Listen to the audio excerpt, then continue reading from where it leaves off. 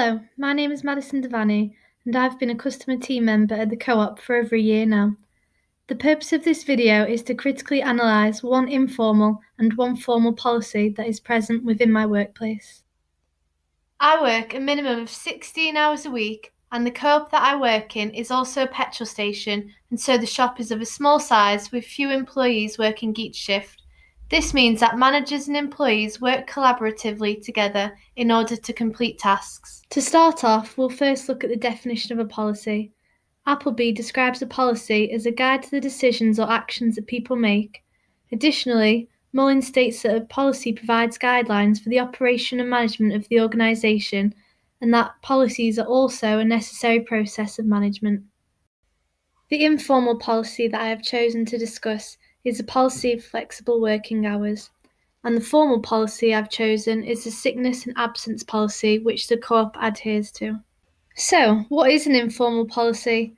Well, according to Eaton, an informal policy is not written down, but it is still accessible to employees even if it's on a discretionary basis.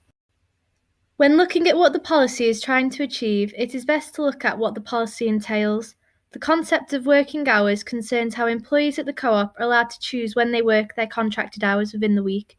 Eaton describes this as informal flexibility because it allows employees more flexibility than what is formally permitted. How do we know that this policy is informal? Well, it is informal because when requesting a day off, there are no formal procedures such as holiday application forms that need to be filled out. The process of asking for a day off is usually carried out by having a casual conversation with the store manager. Let's now look at the reasons for this policy's existence. Regarding policies on a macro level, a cause could be due to social change.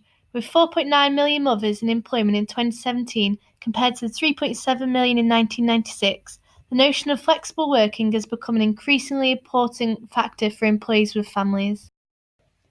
This family-responsive policy therefore ensures greater organisational commitment as it provides a greater incentive for employees to work for the Co-op and thus could improve employee retention rates in the future.